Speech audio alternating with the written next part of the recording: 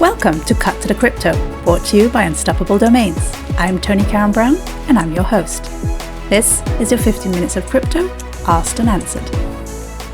I am joined by IndyCar driver JR Hildebrand. Welcome, and thank you so much for agreeing to talk with me. Of course, glad to be on.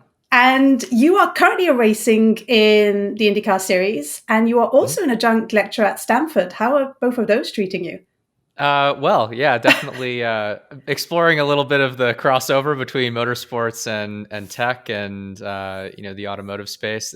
Motorsports has a long history of sort of leading automotive in a lot of innovative fields, and now just because of where things are at, they're a little bit more separate than they used to be. So it's been fun to explore the autonomous vehicle space with some graduate programs at Stanford over the last few years. That sounds incredible. I'm actually really excited to hear your thoughts about crypto for a couple of reasons, but specifically because you are exactly the kind of person I want to be in conversation with about crypto. We obviously both have a passion for motorsports. You obviously made a very successful career out of it. I have not.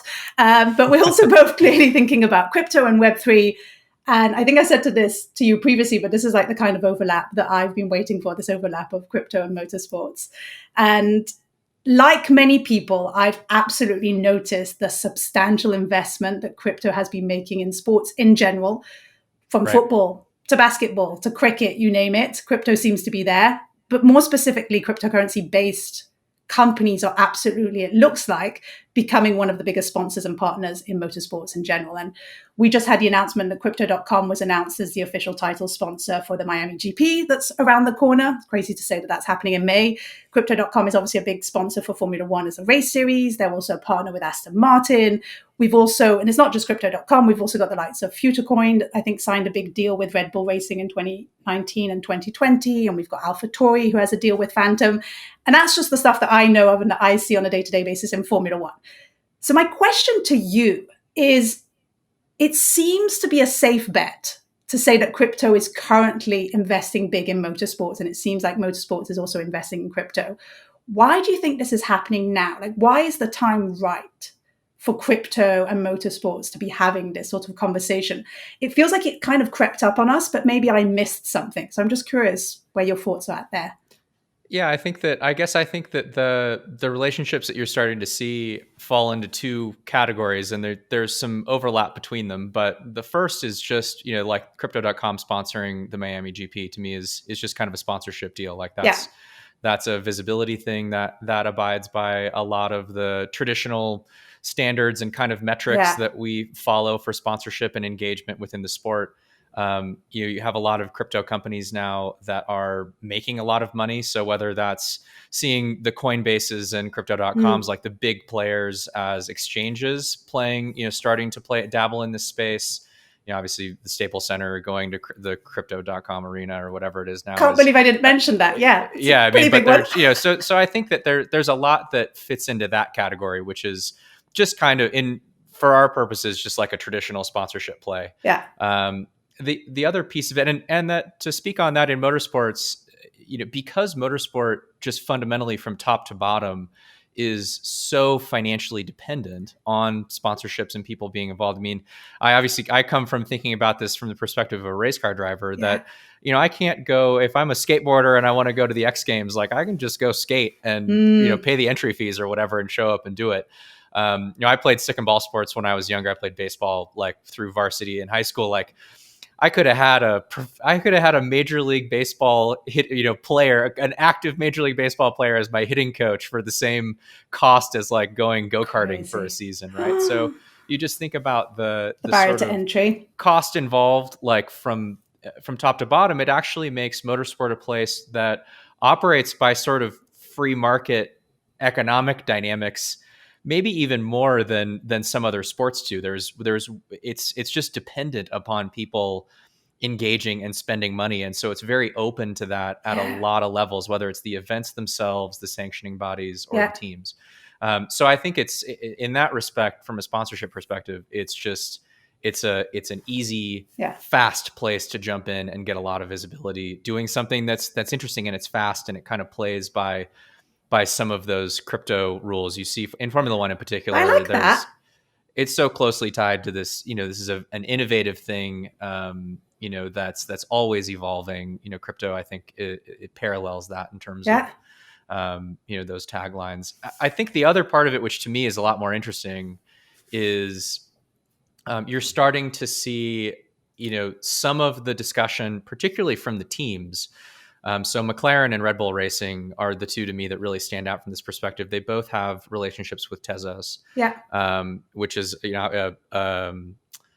a crypto platform, basically, right? So to build DeFi apps off of Yeah. and all this kind of stuff to build on top of. Um, and they're looking at those partnerships from the perspective of building community and connecting with their fans. And I think that you'll see that start to emerge as sort of like, in a simple way, like it just NFTs, as not as digital artwork, but as almost like a membership token, Yeah. Well, as a, collectible. yeah, to be engaged with that entity. So we'll say McLaren as an Yeah. example. And I have no direct insight into this, so I'm sort of guessing, but I think that this is a natural way for this to evolve. Is right now an entity like McLaren has a lot of mechanisms for engaging with their fan base, but nothing that's like really sticky. So Yes. they can sell merch, and they can, there's VIP tickets at races. They obviously have social media and all this kind of stuff, but all of those different elements operate on completely different platforms. They're not really connected. They're a little hard to track. It takes a lot of effort to kind of understand, who is this one fan of mine? What do they care about? How do I interact directly with them? And I think that's where, just if we were to think about it literally as what NFT stand for, is just a non-fungible token that allows you to identify that person as an individual and interact with them directly as a brand, let's Yeah. say, in a way that hasn't really been possible to do, or hasn't been possible to do easily up until this point. And so if you can imagine, I'm sort of envisioning a scenario in the not too distant future that the McLarens and Red Bulls and Ferraris and those Yeah. entities, these big entities that have huge followings, starting to roll out, these kind of community building tokenization mechanisms, basically just to identify who are their early adopters in Yeah. this space. How can I over deliver initially on interacting with those people in this way, so those people getting early access to new elements of kind of fan engagement from the perspective of that brand, whether that just be access to merch or it's kind of getting in the lottery for VIP stuff. There's a lot of ways to think about that. We're seeing this in like the streetwear space, I think, already, and Yeah. them, collaborations that are token gated on Shopify and all this kind of stuff. And it's like, it's a little clunky right now, but I think when you look at the partnerships that the F1 teams are building, they're building with the developers in this space first. And so you got to think I think there's already a lot of work being done behind the scenes to design these like community building networks with the fan base to interact and engage directly with the fan bases Yeah. of these brands slash constructors in motorsport. Is And that's, I think that's where the most interesting stuff in yeah. this space is going to happen. And it's interesting because I think listening to you there, it's like most sports related, like collectible pieces or memorabilia pieces are definitely seem to be having like this new wave of life in the digital Yeah. space. Like when you think of trading cards, I envision someone in there in the 80s, like trading. I can see it, and it doesn't feel very now or very digital or very modern. And so it definitely feels like there's a new life being breathed into these collectibles. And look, NBA Top Shop definitely set the scene with that. And I think it became a very lucrative revenue business for the NBA. And so it's interesting seeing the likes of NASCAR and F1 have a look at, all of these NFT projects. But what I found most interesting listening to you talk about it, and I definitely think this is top of mind for a lot of the teams, is that community building aspect. And I'm Right. just, was community building a thing in your mind that motorsports and series and teams were thinking about? Or do you think there's a new type of fandom that this is making sense? Like NFTs now make sense for these new type of fans that are emerging? Or was community building always a thing, but we just didn't call it community building? But this definitely seems like there's an excitement right now about that space. I think some of it's a great question, and it's a perfect thing to kind of pick out, because I think it's something that you could just call it sort of semantics, that we've now True. latched onto this word community, You could be and cynical we and kind just of throw say, that yeah, into everything. yeah, But I personally think there's a difference here, which is that based on kind of the way that social has worked for a decade plus now or whatever, even before that, the way that the way that a race team generates revenue has, if you think about like the Michael Schumacher era yeah, of Formula One or something, still kind of recent, but in our maybe not too distant past, I mean, they're doing licensing deals, yeah, and they're generating sponsorship based on this kind of television viewership ad revenue play, right? yeah, And so if you think about just those dynamics from the perspective of those teams, and all of their partners and everybody else who's involved in the kind of that financial side of it, the fan is really, and I think has really just been treated as a consumer, I and that's agree. sort of it, right? Like a And so transactional piece of just like you buy yeah, something, you that get something like in return. Yeah, yeah, and that even from the perspective of this slightly less direct TV audience, TV viewership as revenue basically to the yeah, team. Like they're transacting TV viewership for sponsorship, which are eyeballs for the sponsor, yeah, and the team gets paid for that, right? Um, I think now this what Web3 enables, and we've kind of seen this start to happen prior to blockchain and crypto being the mechanism by which it's sort of being created for. yeah, You see it just a little bit in social, and especially the younger driver. Lando is a great example of this, right? Like yeah, he's streaming, he's doing all of this stuff. Like he is, I think, building community as opposed to just building audience.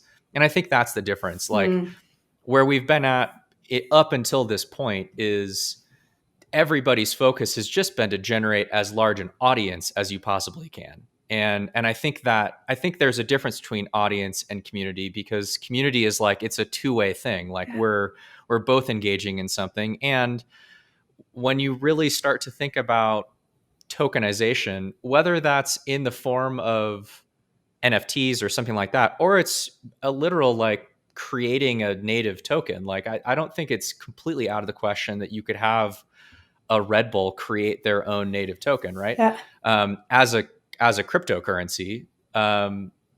If you think about those types of dynamics, either way, whichever way you kind of want to think about that, there it as like, so I've experienced this with, I've dabbled in the NFT space over the last like 6 months or something, and it's almost like you feel almost like a shareholder when you have an NFT as a part of a community of yeah, people who also have one of those NFTs along with the brand or the entity that's creating them, yeah, because there becomes this kind of innate value of the thing that you have. And so even if that was a crypto token that starts out being worth like a tenth of a cent or something, it still has, it's not just like loyalty points or something that are literally only valuable in this very discrete network yeah, of people and things. And so that's the other kind of area where I think crypto starts to enable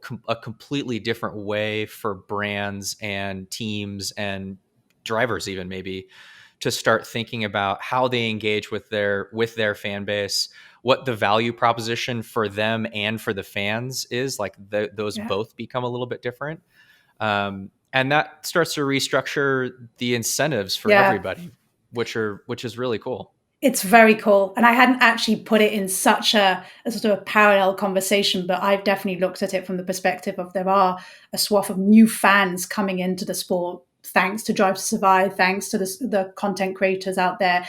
And it's interesting when you look at it and you go, wait, they look different. Like the fans of today and the diversity of the fans of today look a little bit different than what they used to. That's not as homogenous. So I think that's what's got me excited about this space, is the prospects of all of these different use cases popping up and how that engagement can look, but also how that engagement with the audience and the fan, from just being an audience to actually being an active participant. I do think that the fans will feel that, whether it is, Lando streaming or in Roblox, or whether it is taking, being able to buy an NFT and be part of a project or have a token. There's something there that I think is really interesting. And you touched upon something about the clunkiness of it that feels really important, is the NFTs of today will look fundamentally different in 3 months, 6 months, 9 months, 2 years from now. And so we're still at that really early point, which is exciting. For sure. Thank you so much for joining me and sharing your thoughts and insights. I honestly, this is the crossover I've been dreaming for. So I really, really appreciate you taking the time and sharing your thoughts about this space. Glad we could fit it in the quick time period. Yeah, and appreciate as you're going into a busy series. Good luck with everything this season. And I'll be keeping an eye out for your successes on track. Thanks so much. Thank you. And that's a wrap on today's episode. Thank you for sticking around to the end, and I hope you enjoyed today's guests as much as I did. If you've got big crypto questions, send them our way and we'll attempt to get them answered for you. And for the more seasoned crypto investors and enthusiasts, do go check out our weekly podcast, The Unstoppable Podcast, to learn more about the latest innovations in Web3, NFTs, and the decentralized web.